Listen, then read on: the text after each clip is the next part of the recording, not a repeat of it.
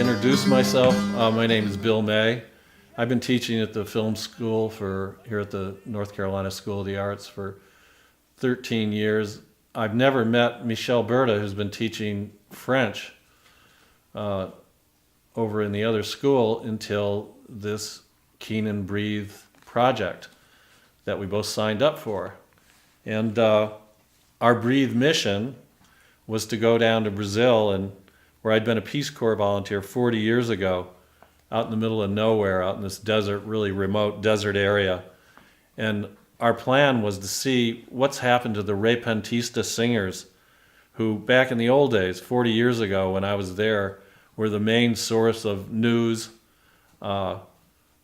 gossip, entertainment for all the people, most of whom couldn't read or write, and of course didn't have TV or radio or anything else.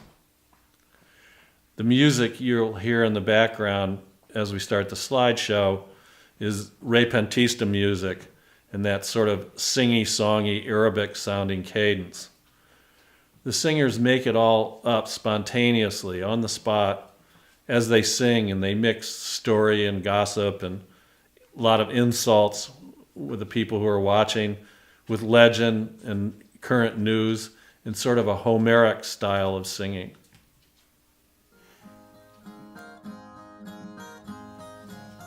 Here I am on my motorcycle the day I left for the Peace Corps in Brazil. I had just graduated from college and I always wanted to be a cowboy, and my motorcycle was as close to a horse as I could get. Fortunately, the Peace Corps sent me to cowboy country in the northeast of Brazil, into the desert, at the end of this very, very long, dusty road. Here's my town. It was a cow town, not unlike a cow town in, say, Arizona in 1860. No cars, no electricity. Today is market day, and everyone has ridden their horse and ox carts and mule trains in from the mountains to sell their stuff and buy what they need, which is not much because they make all they need except for cloth for sewing their own clothes and bullets for their pistols. I immediately fell in love with the town and all the horses and the cows and the cowboys. Here's the house I rented before I fixed it up. And here's me in my house with my new dog after I fixed the house up. She was a stray, and they called her the whale because she swam the river in the flash floods. Pay attention to this woman. She's Donna Marietta, because you'll see her again. Here she is with laundry she washed for a rich person down by the river. She washed the laundry down in the pools in the riverbed and beat the clothes on rocks. She came to my house to clean and make coffee and food and basically save my life. God bless her. Pay attention to this street. This is Main Street, Afogados de Ingazeda. The name of the town means two lovers drowned by an ingazeda tree. Here's the small ranchers co-op where I worked. See the sign I helped paint. Here's the inside of the cooperative with the chap that ran the store. See, we don't sell much of anything. A little cooking oil, dried milk, soap, matches.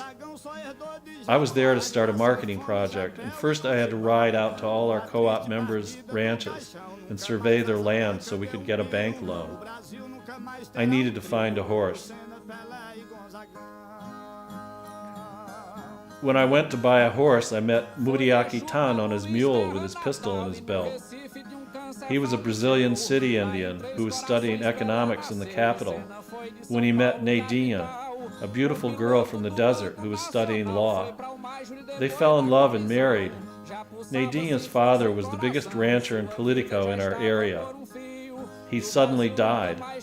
And Muri, all at once, Muriaki Tan, called Muri for short, was running dozens of small ranches around the area. Remember him. Remember his mule. Here's a photo of Muri with Catarina, his first baby in his lap, and Nadinha, pregnant with their second child-to-be. Alexandre. Remember the mule? Moody sold it to me along with the pistol to scare away the bandits. Finally, I was a real cowboy. Now I spent all my time riding out into the bush to visit our co-op members for the marketing project. There were no roads, and sometimes I'd get lost and have to sleep in the desert with my head on the saddle, the blanket over me, and the mule tied to my toe with a weak string, so I'd know when he strayed, but he couldn't bolt and pull my toe off.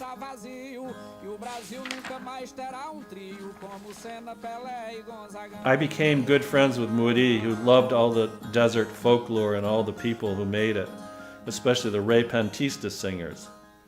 This cowboy is a Repentista singer who mostly sang about the cowboy life. His horse, Campeon, loved him and came to his house every early morning, eager to get saddled up and go to work.